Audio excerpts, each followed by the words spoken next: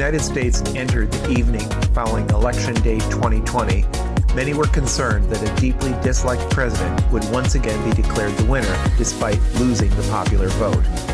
Many, if not most of us who are out on Chicago's Daily Plaza that evening, have low expectations for sweeping progressive change coming from a Biden administration, or from voting in general, for that matter. The fact remains that the right to vote is a basic democratic freedom that should be defended. Republican Party efforts to suppress the vote, particularly the votes cast by black and brown people, were abundantly clear prior to November 3rd. Now that the voting was over, only the most naive would trust the ruling party to protect the votes already cast.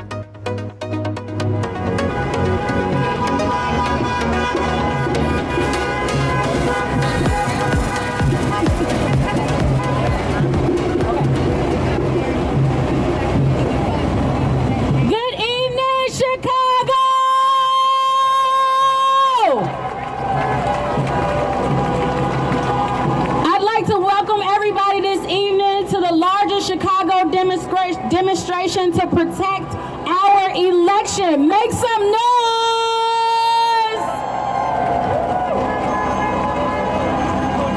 My name is Erica. Let me be clear. The will of the people will be heard today. The people have spoken. Across race and place, we voted in overwhelming numbers to move this country forward and start addressing the serious issues that we face. From Philadelphia to Pittsburgh, Detroit to Atlanta, ballots still need to be counted. It will be black and brown voters again who will turn out to move this country forward, and we need to do more to move the issues that we face every day forward.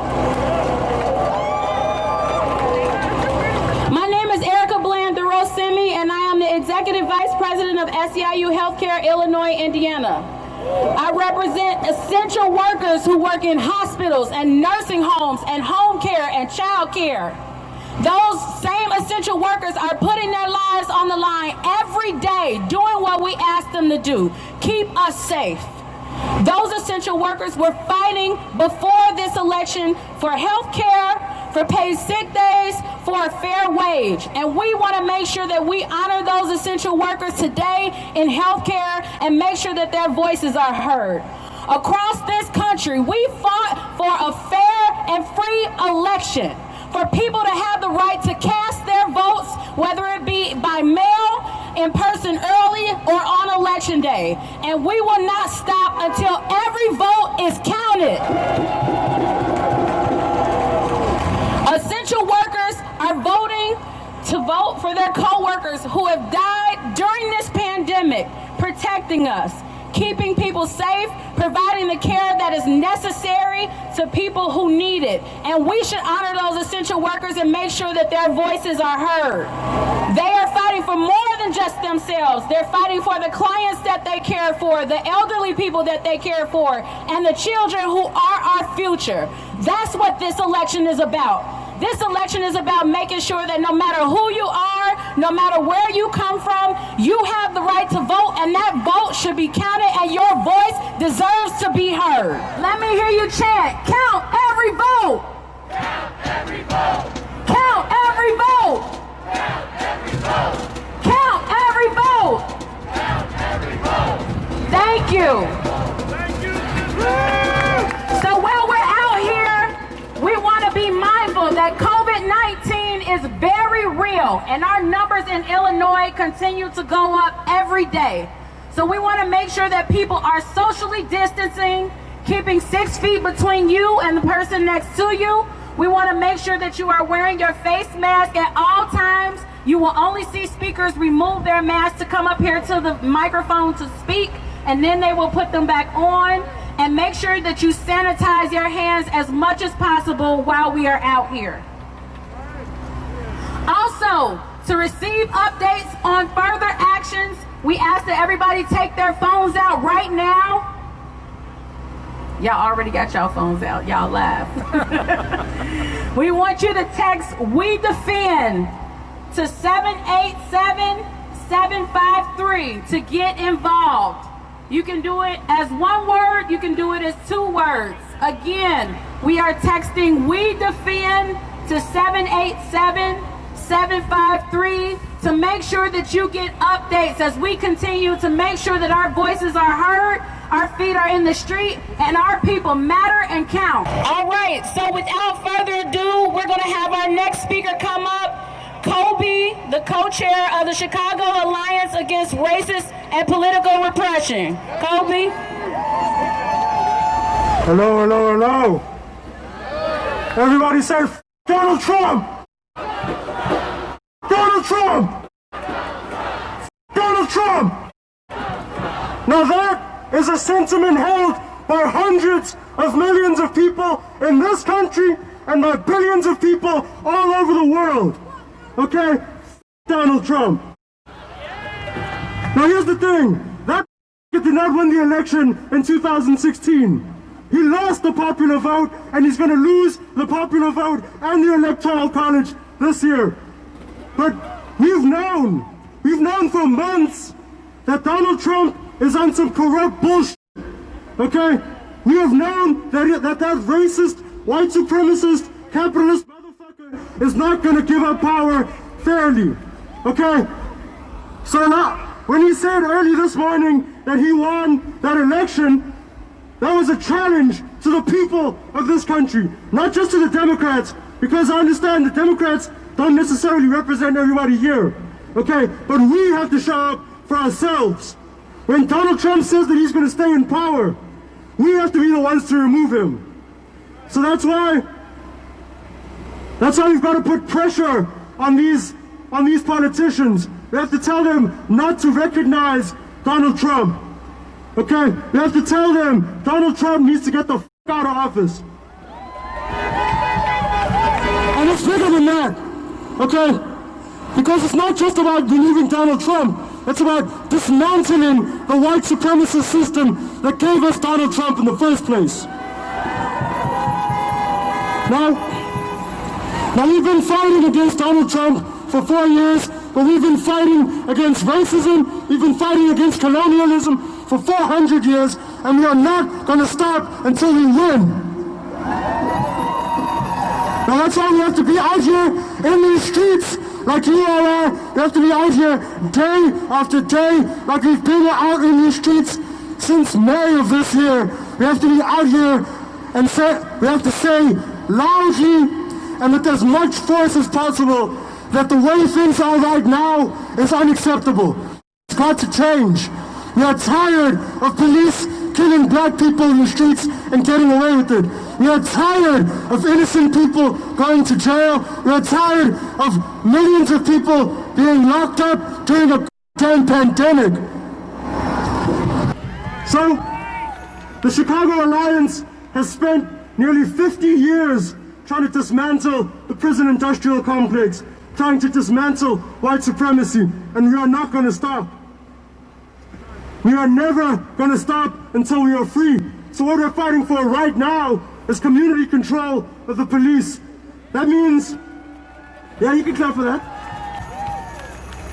That means that the people have the power, that the people get to decide CPD's policy, that the people get to decide CPD's budget, and that the people get to hold police accountable. Because we know that no mayor is going to hold the police accountable. We know that they're not going to hold themselves accountable. We've seen what happens when police investigate themselves. Okay, so we have to do that. We're tired of police walking around with 15, 20 misconduct allegations against them in schools, having power over young black people. We're tired of that shit. That shit to end right now. We're tired of schools being shut down, hospitals being shut down, everything being defunded but the police. So that budget has to go down right the f*** now. And we know that Lori Lightfoot is not going to do it, so we have to do it. We have to take power as the people And one thing that they don't like to tell us, just look around at this crowd, okay? Look at the crowds that we've had since the uprising started in May. Look around at the crowds that have been in the streets in every fucking state in this city. Hundreds of millions of people have taken to the streets to demand an end to white supremacy. What they don't want us to know, because they bring out their tear gas, they bring out their batons and their guns, they can do all kinds of shit to us. What they don't want us to know is that they can never outnumber us. There's more of us than there is of them. And the last thing I'm going to say is that in Chicago right now, there are hundreds of people that we know of who have been tortured into confessing to crimes that they did not commit. Now say that ain't right. Say that ain't right. Say that's f***ed up. That's f***ed up.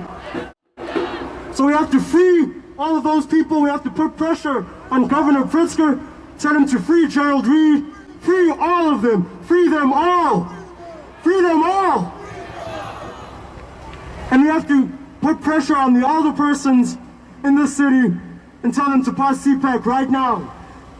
Okay, so I'm going to end with the chant. When I say CPAC, I want y'all to say fight back.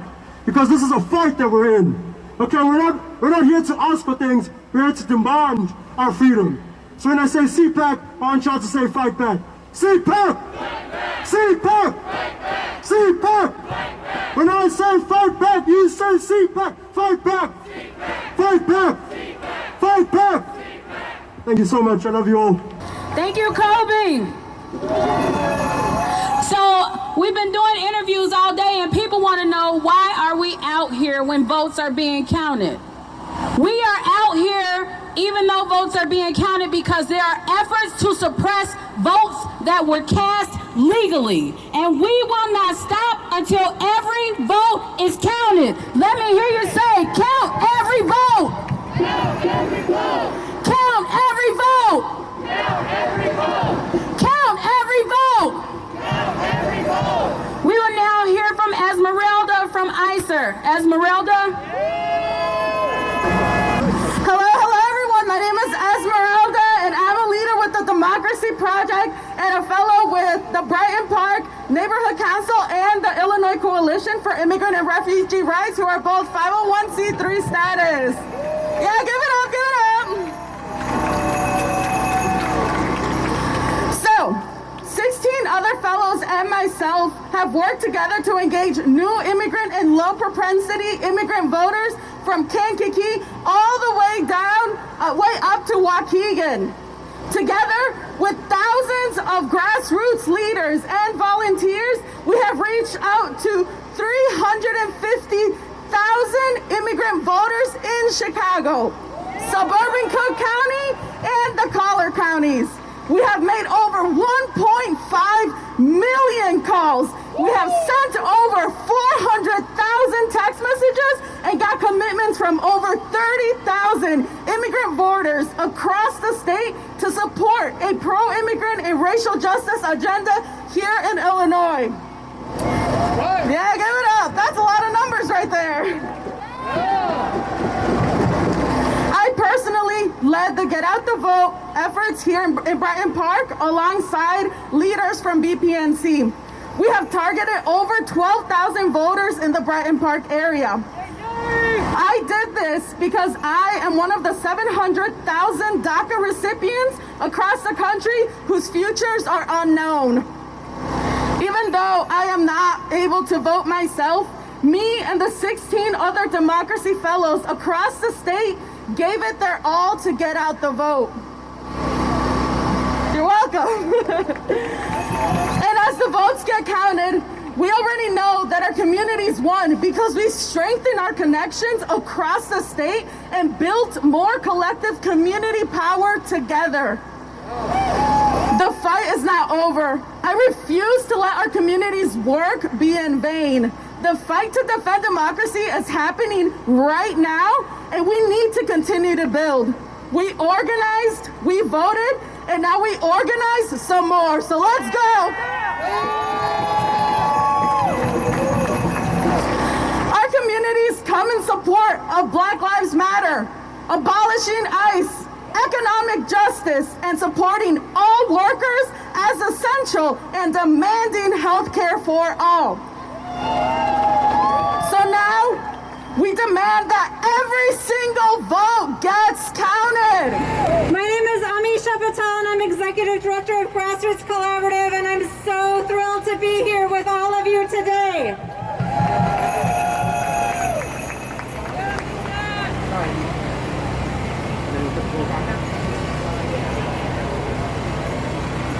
I'm going to keep this short because we got some marching to do. But it's been clear from the beginning that democratic rights have never been given to us. We must always come together and demand.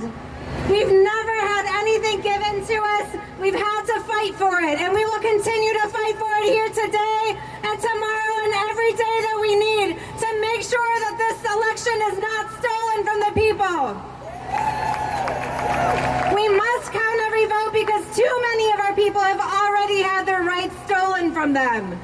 We're here to challenge the power of the billionaires and the corporate forces and the white supremacists who have stolen our voices for their own gain for far too long. That happens here in Illinois, and it certainly is happening across the country, and we're going to stand and fight to make sure that that does not happen anymore. And we know that even after this fight, this is just one step.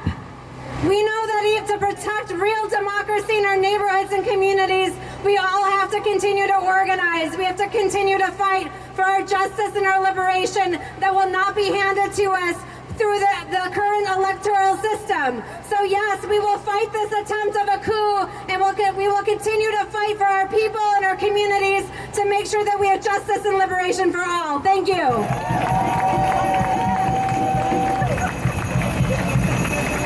Thank you, Amisha. Thank you, Kobe. Thank you, Esmeralda. As we stand here, votes are being counted and attempts are being made to stop votes from being counted. We are going to do everything in our power to make sure that votes are counted. If that means that we have to go to other states to make sure that when votes are counted, someone is there holding people accountable, that is what we will do. Counting every vote is our right.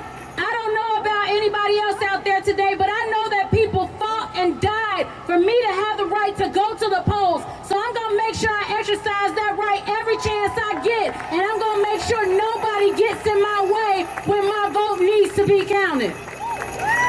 We are standing here tonight under this sky, and there's a saying that democracy dies in dark. So what I need everybody to do is take your cell phones out, turn on your flashlights, and shine light on this process to make sure they know every vote counts, and we won't stop until every vote is counted.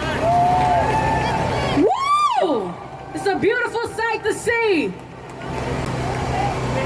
So we're going to do this chant one more time, and then we're going to get ready to move. Count every vote. Count every vote. Count every vote. Count every vote. Count every vote. Thank you. So now what we're going to do, you can keep them up if you want to.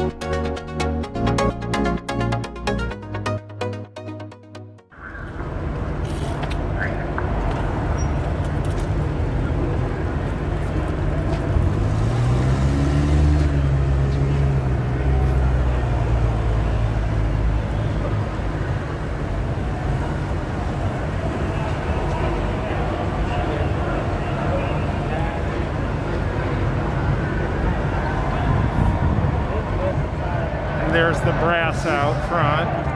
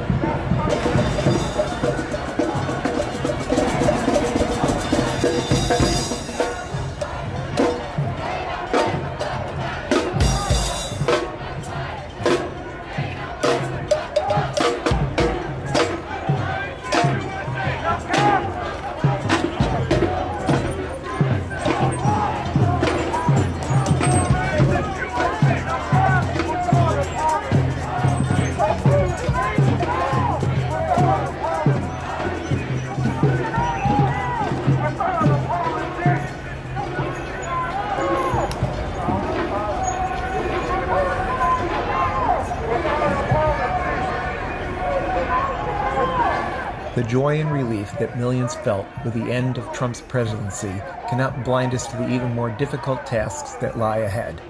The leadership of the Democratic Party is committed to returning to the political norms that preceded Trump, norms that in many ways paved the way for him.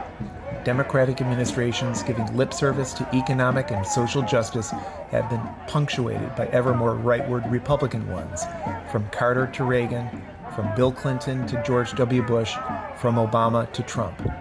Decades of stagnant or falling working-class living standards, punctuated by gross racist and other attacks during Democratic administrations, have paved the way for ever more belligerent Republicans coming to power. To avoid a repeat of another Trump-like administration in 4 or 8 years, we need to force the Biden-Harris administration to take radical measures for racial, economic, and environmental justice that it won't take without that force being brought to bear. If the last half-century has taught us nothing else, we can't leave to the politicians the fight to stop racist police murders, the fight for affordable wages and housing, the fight for immigrant and refugee rights, the fight to defend women's control of their bodies through abortion, the fight to defend our public schools and mental health clinics. And when nonprofit organizations allied to the Democratic Party make excuses for their bosses' inaction, we must confront their attempts to deflect our struggles. Finally, we must be internationalist as well. As we support the right of oppressed communities to determine their own futures, so must we oppose U.S. imposing its will on the other peoples of the world. We must reject liberal excuses for the bipartisan consensus that says the United States and its close allies have the right to dominate the rest of the world. Their drone bombings, assassinations, invasions, sanctions, and support for brutal dictatorships have caused unimaginable suffering to millions. As in domestic politics, we confront the huge diversion of funds from social needs to the police, so must we confront the obscene military spending that makes the world's richest country dead last among industrialized countries in its support of working-class housing, education, healthcare, childcare, and public transportation.